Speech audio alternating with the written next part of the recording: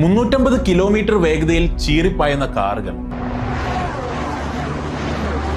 ഗർജിക്കുന്ന എഞ്ചിനുകളുടെ സംഗീതം, കിരീടത്തിനു വേണ്ടി പോരടിക്കുന്ന 10 ടീമുകളും 20 ഡ്രൈവർമാരും. വിജയത്തിനും അപകടത്തിനും ഇടയിലുള്ള ദൂരമോ വളരെ നേരിയത് മാത്രം. ഒറ്റനോട്ടത്തിൽ ഫോർമുല 1 റേസിംഗ് എന്ന് പറയുന്നത് ഇതൊക്കെയാണ് എന്ന് നമുക്ക് തോന്നിപ്പോകും. ചെറിയ തെറ്റുകൾക്ക് പോലും അക്ഷരാർത്ഥത്തിൽ വലിയ വില കൊടുക്കേണ്ടി വരുന്ന ഒരു ഹൈ സ്പീഡ് സ്പെക്ടക്കിൾ. പക്ഷേ ഈ ഗ്ലാമറിന്റെയും അഡ്രിനാലിന്റെയും റിസ്കിന്റെയും ഒക്കെ പിറകിൽ തന്ത്രങ്ങൾ കൊണ്ട് കെട്ടിപ്പൊക്കിയ ഒരു ബിസിനസ് സാമ്രാജ്യമുണ്ട്. ഏതാണ്ട് 2 ലക്ഷം കോടി രൂപ മൂല്യമുള്ള ഒരു ബിസിനസ് സാമ്രാജ്യം. Hello, my name is Akhil and welcome to the tribe. ഇന്നത്തെ വീഡിയോയിൽ നമുക്ക് F1 എന്ന ബിസിനസിനെ പറ്റി ഡിസ്കസ് ചെയ്യാം. ഒരു കാലത്ത് വളരെ വലിയ സാമ്പത്തിക പ്രതിസന്ധികൾ നേരിട്ടുകൊണ്ടിരുന്ന F1 എങ്ങനെയാണ് നമ്മൾ ഇന്ന് കാണുന്ന ലെവലിലേക്ക് വന്നത്? അതിനായി അവർ ഉപയോഗിക്കുന്ന ബിസിനസ് മോഡലുകൾ എന്തൊക്കെയാണ്? ഇന്നത്തെ F1ന്റെ സ്ഥിതി എന്താണ്? അതുപോലെ ബിസിനസ് സ്റ്റുഡൻസ് എന്നുള്ള രീതിയിൽ നമുക്ക് F1ൽ നിന്നും പഠിച്ചെടുക്കാൻ സാധിക്കുന്ന പാഠങ്ങൾ എന്തൊക്കെയാണ്? നിങ്ങൾ ബിസിനസ്സിനെ ഇഷ്ടപ്പെടുന്ന ഒരാളാണെങ്കിൽ വീഡിയോ അവസാനം വരെ കാണുക, എന്തായാലും യൂസ്ഫുൾ ആയിരിക്കും. ഇന്ന് ലോകമെമ്പാടും ഫാൻസ് ഉള്ള F1ന്റെ തുടക്കം എന്ന് പറയുന്നത് 1950-ലായിരുന്നു, UK-ലെ സിൽവർ സ്റ്റോണിൽ വെച്ച്. പക്ഷെ അന്നത്തെ F1 റേസിംഗ് എന്ന് പറയുന്നത് ഇന്ന് നമ്മൾ കാണുന്നത് പോലെയുള്ള ഗ്ലാമറസ് ആയ ഒന്നായിരുന്നില്ല. ഓരോ റേസിലും മരണം ഒളിഞ്ഞിരുന്ന വളരെ ഡേഞ്ചറസ് ആയ ഒന്നായിരുന്നു അക്കാലത്തെ F1 റേസിംഗ് എന്ന് പറയുന്നത്. 1950-കളിൽ മാത്രം ഏതാണ്ട് 15 ഡ്രൈവർമാരാണ് റേസിംഗ് ട്രാക്കില് കൊല്ലപ്പെട്ടത്. എന്നിട്ടും വേഗതയുടെ രാജാവാനായി വീണ്ടും വീണ്ടും ഡ്രൈവർമാർ ട്രാക്കിലേക്ക് എത്തിക്കൊണ്ടേയിരുന്നു. സമയം പോകെ പോകെ F1 എന്ന സ്പോർട്ടിന്റെ ജനപ്രീതി വർദ്ധിച്ചു വന്നു. പക്ഷെ 1970-കളൊക്കെ ആവുമ്പോഴത്തേക്കും F1 വലിയൊരു സാമ്പത്തിക പ്രതിസന്ധി നേരിടുകയാണ്. ഇതിന്റെ പ്രധാന കാരണം F1ന് പ്രോപ്പറായ ഒരു ബിസിനസ് സ്ട്രക്ചർ ഉണ്ടായിരുന്നില്ല എന്നതാണ്. പല ടീമുകളും സ്വന്തമായി അവരുടെ ബ്രോഡ്കാസ്റ്റിംഗ് റൈറ്റുകൾ പല ചാനലുകൾക്കും ചെറിയ തുകകൾക്ക് വിറ്റുകൊടുക്കുമായിരുന്നു. അതുകൊണ്ട് തന്നെ കഷ്ടിച്ച് മുമ്പോട്ട് പോകാനുള്ള കാശ് ഉണ്ടാക്കാൻ പോലും പല ടീമുകളും സ്ട്രഗിൾ ചെയ്തുകൊണ്ടേയിരുന്നു. ഇങ്ങനെ ഇരിക്കുന്ന സമയത്താണ് ബേണി എക്ലിസ്റ്റോൺ എന്നുള്ളൊരു യൂസ്ഡ് കാർ സെയിൽസ്മാൻ പിക്ചറിലേക്ക് വരുന്നത്. വളരെ ബിസിനസ് മൈൻഡഡ് ആയിട്ടുള്ള ഒരാൾ.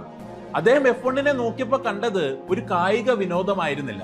അദ്ദേഹം കണ്ടത് ഒരു പ്രൊഡക്റ്റിനെയാണ്, നല്ല രീതിയിൽ ബ്രാൻഡ് ചെയ്ത് വിൽക്കാൻ സാധിക്കുന്ന ഒരു ബിസിനസ് പ്രൊഡക്റ്റിനെ തന്നെ. പക്ഷെ അദ്ദേഹത്തിന്റെ ആഗ്രഹപ്രകാരം F1നെ വലിയൊരു പ്രൊഡക്റ്റായി വിൽക്കണമെങ്കിൽ ചിതറിക്കടന്നിരുന്ന ടീമുകളെ ഒരുമിപ്പിക്കുക എന്ന് പറയുന്നത് വളരെ അനിവാര്യമായിരുന്നു. ഒടുവിൽ ഒരുപാട് വർഷത്തെ പരിശ്രമത്തിന് ശേഷം 1981-ൽ കോൺകോർഡ് എഗ്രിമെന്റ് എന്നുള്ള ഒരു സീക്രട്ട് എഗ്രിമെന്റിലൂടെ അദ്ദേഹം അത് നേടിയെടുക്കുകയാണ്.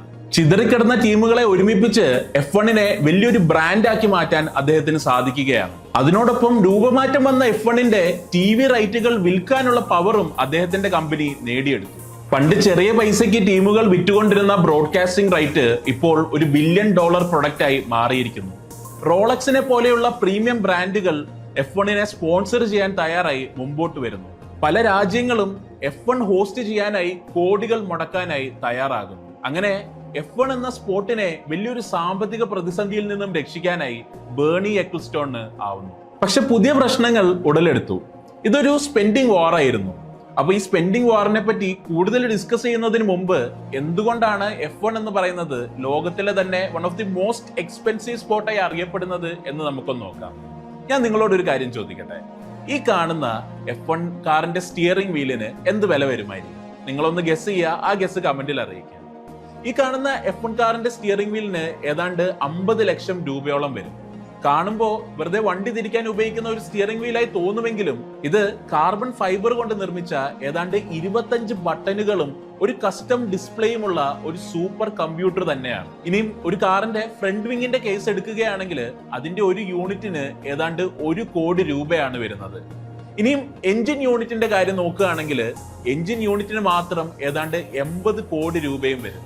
F1 പോലെ ക്രാഷുകളൊക്കെ വളരെ കോമൺ ആയ ഒരു സ്പോർട്ടില് ഓരോ ക്രാഷിനും എത്രത്തോളം നഷ്ടങ്ങളാണ് ഉണ്ടാവുന്നത് എന്ന് നിങ്ങൾക്ക് ചിന്തിക്കാവുന്നതേ ഉള്ളൂ, അല്ലെ? ഇനി ഇതൊന്നും കൂടാതെ മറ്റൊരു വലിയ എക്സ്പെൻസ് എന്ന് പറയുന്നത് ട്രാൻസ്പോർട്ടേഷൻ കോസ്റ്റുകളാണ്. F1 കാണുന്നവർക്കറിയാം, ഒരു സീസണില് ഏതാണ്ട് 24 റേസുകളാണ് F1ൽ നടക്കുന്നത്, അതും പല രാജ്യങ്ങളിലായി. അപ്പോൾ ഓരോ റേസിന് ശേഷവും ഈ കാറുകളും 100 കണക്കിന് വരുന്ന ക്രൂവിനെയും ഒക്കെ അടുത്ത രാജ്യത്തേക്ക് എത്തിക്കുന്നത് വലിയ ചെലവേറിയ ഒരു പരിപാടി തന്നെയാണ്. ആവറേജ് ഒരു ടീമിന് ഏതാണ്ട് 300 കോടി രൂപയോളം ഒരു സീസണിൽ ട്രാൻസ്പോർട്ടേഷൻ എക്സ്പെൻസ് ആയി മാത്രം ചെലവാകും എന്നാണ് കണക്കുകൾ സൂചിപ്പിക്കുന്നത്. ഇത് വളരെ എക്സ്പെൻസീവ് ആയ ഒരു സ്പോർട്ടാണ് എന്ന് നമുക്ക് മനസ്സിലായല്ലോ. ഇത് തന്നെയാണ് നമ്മൾ മുമ്പ് പറഞ്ഞ സ്പെൻഡിംഗ് വാറിന്റെ കാരണമായതും. മെർസിഡീസിനെയും ഫെറാറിയെയും പോലെയുള്ള വലിയ ബ്രാൻഡുകൾ, വലിയ ടീമുകൾ ഓരോ പ്രശ്നങ്ങൾ വരുമ്പോഴും അതിനെ പൈസ കൊണ്ട് സോൾവ് ചെയ്തപ്പോൾ വില്യംസിനെ പോലെയുള്ള ചെറിയ ടീമുകൾക്ക് നോക്കി നിൽക്കാൻ മാത്രമേ സാധിച്ചുള്ളൂ. അവർക്ക് കോമ്പീറ്റ് ചെയ്യാൻ സാധിച്ചില്ല. ഇതിനൊക്കെ ഒരു മാറ്റം കൊണ്ടുവരാനായിട്ടാണ് 2021 കോസ്റ്റ് ക്യാപ്പ് എന്നുള്ള ഒരു നിയമം F1 ഇൻട്രൊഡ്യൂസ് ചെയ്യുന്നത്. ഒരു സീസണിൽ $135 മില്യൺ മേളിൽ ഒരു ടീമും സ്പെൻഡ് ചെയ്യാൻ പാടില്ല എന്നുള്ളതായിരുന്നു ഈ പുതിയ നിയമം. കോമ്പറ്റീഷൻ കുറച്ചുകൂടെ ഫെയർ ആക്കാൻ വേണ്ടിയായിരുന്നു അവർ ഈ കോസ്റ്റ് ക്യാപ്പ് ഇൻട്രൊഡ്യൂസ് ചെയ്തത്. പക്ഷെ ഇതിലും ചില ലൂപ്പ് ഹോളുകൾ ഉണ്ട്. ഡ്രൈവർമാരുടെ സാലറികൾ, അതുപോലെ ടീം പ്രിൻസിപ്പാൾസിന്റെ സാലറികൾ എന്നുള്ള പല കാര്യങ്ങളും ഈ കോസ്റ്റ് ക്യാപ്പില് ഇൻക്ലൂഡഡ് അല്ല. അത് വീണ്ടും വലിയ ടീമുകൾക്ക് ഒരു അഡ്വാൻറ്റേജ് ആയി തന്നെ മാറി. എന്നാലും മുമ്പത്തേതിനെ അപേക്ഷിച്ച് കോമ്പറ്റീഷൻ കുറച്ചും കൂടെ ഫെയർ ആയി എന്ന് നമുക്ക് പറയാനായി സാധിക്കും. അടുത്തതായി F1ന്റെ ബിസിനസ് മോഡലിനെ പറ്റി നമുക്കൊന്ന് ഡിസ്കസ് ചെയ്യാം. അതിലൂടെ അവരെങ്ങനെയാണ് പൈസ ഉണ്ടാക്കുന്നത് എന്ന് നമുക്കൊന്ന് നോക്കാം. അതിൽ ആദ്യത്തേത് മീഡിയ റൈറ്റ്സ് ആണ്. മീഡിയ റൈറ്റ്സിന്റെ കാര്യം പറയുമ്പോൾ ബേണി എക്കിൾസ്റ്റോണിന് മുമ്പും ബേണി എക്കിൾസ്റ്റോണിന് ശേഷവും എന്ന് നമുക്ക് പറയേണ്ടി വരും. ബേണി എക്കിൾസ്റ്റോൺ വരുന്നതിന് മുമ്പ് നമ്മൾ നേരത്തെ പറഞ്ഞതുപോലെ ടീമുകൾ ഒക്കെ ചിതറിക്കിടക്കുകയായിരുന്നു. വളരെ ചെറിയ തുകകളാണ് മീഡിയ റൈറ്റ്സിലൂടെ അവർ സ്വന്തമാക്കിയത്. പക്ഷെ ബേണി എക്കിൾസ്റ്റോൺ വന്നതിന് ശേഷം F1നെ ഒരു കളക്റ്റീവ് ബ്രാൻഡായി മാറ്റുവാനും മീഡിയ റൈറ്റ്സിനെ $1 ബില്യൺ പ്രൊഡക്റ്റ് ആക്കി മാറ്റാനും അദ്ദേഹത്തിന് സാധിച്ചു. ഇപ്പോ ഏതാണ്ട് $1.5 ബില്യൺ F1 മീഡിയ റൈറ്റ്സിലൂടെ തന്നെ സ്വന്തമാക്കുന്നത്. രണ്ടാമത്തേത് സ്പോൺസർഷിപ്പ് ആൻഡ് ബ്രാൻഡിംഗ് ആണ്. ഏതാണ്ട് $650 മില്യൺ ഓരോ വർഷവും റോളക്സിനെയും അറാംകോയെയും DHLനെയും പോലെയുള്ള പ്രീമിയം ബ്രാൻഡുകൾ F1നെ സ്പോൺസർ ചെയ്യാനായി ചെലവാക്കുന്നത്. ഇതുകൂടാതെ ഒറാക്കിളിനെയും പെട്രോനാസിനെ പോലെയുള്ള കമ്പനികൾ ഇൻഡിവിജ്വൽ ടീംസിനെയും സ്പോൺസർ ചെയ്യുന്നുണ്ട്. മൂന്നാമത്തേത് ഹോസ്റ്റിംഗ് ഫീസ് ആണ്. ഓരോ രാജ്യവും ഒരു F1 റേസ് ഹോസ്റ്റ് ചെയ്യാൻ വേണ്ടി ഏതാണ്ട് $30 മുതൽ $60 മില്യൺ വരെയാണ് ഓരോ വർഷവും ചെലവഴിക്കുന്നത്. എന്തിനായിരിക്കും ഇത്ര കാശ് കൊടുത്ത് ഒരു F1 റേസിനെ ഒരു രാജ്യം ഹോസ്റ്റ് ചെയ്യുന്നത്? അതിന്റെ പ്രധാന കാരണം ഒരു F1 റേസ് ഹോസ്റ്റ് ചെയ്യുമ്പോൾ ആ രാജ്യം കൂടുതൽ ശ്രദ്ധിക്കപ്പെടുകയും അവിടെ ടൂറിസം എന്നുള്ള രീതിയിൽ അവർക്ക് കൂടുതൽ വരുമാനം ഉണ്ടാക്കാൻ സാധിക്കുകയും ചെയ്യുന്നത് തന്നെയാണ്. ഒരു വർഷം ഏതാണ്ട് 24 റേസുകൾ നടക്കുമ്പോൾ F1 ഈ ഹോസ്റ്റിംഗ് ഫീസിലൂടെ മാത്രം ഏതാണ്ട് $1 ബില്യൺ അടുത്താണ് സ്വന്തമാക്കുന്നത്. നാലാമത്തേത് മെർച്ചൻഡൈസസ് ആൻഡ് എക്സ്പീരിയൻസസ് ആണ്. F1 ഒരുപാട് മെർച്ചൻഡൈസസും അതുപോലെ എക്സ്പീരിയൻസസും ഒക്കെ വിൽക്കുന്നുണ്ട്. അതിൽ നിന്നും അവര് പൈസ നേടുന്നുമുണ്ട്. ഇതിന്റെ ചില എക്സാമ്പിൾസ് എന്ന് പറയുന്നത് F1ന്റെ വീഡിയോ ഗെയിംസ്, അതുപോലെ $10,000 വരുന്ന VIP പാസുകൾ, അതുപോലെ ഓരോ ടീമിന്റെയും മെർച്ചൻഡൈസുകൾ ഒക്കെയാണ്. ചുരുക്കി പറഞ്ഞാല് ഓരോ ഫാൻ ടച്ച് പോയിന്റും F1ന്റെ ഒരു റവന്യൂ സ്ട്രീമായി മാറുകയാണ്. ഇനിയും ഈ ബിസിനസ് മോഡലൊക്കെ ഫോളോ ചെയ്യുന്നത് കൊണ്ട് F1ന് എന്തെങ്കിലും ഗുണങ്ങളുണ്ടോ എന്ന് നോക്കിയാലോ. 2024 കണക്കുകൾ പരിശോധിക്കുമ്പോൾ ഏതാണ്ട് $3.5 ബില്യൺ റവന്യൂ ആണ് F1 ജനറേറ്റ് ചെയ്തിരിക്കുന്നത്. അതിൽ തന്നെ ഏതാണ്ട് 500 മില്യണോളം പ്രോഫിറ്റും അവർക്ക് ജനറേറ്റ് ചെയ്യാൻ സാധിച്ചിട്ടുണ്ട്.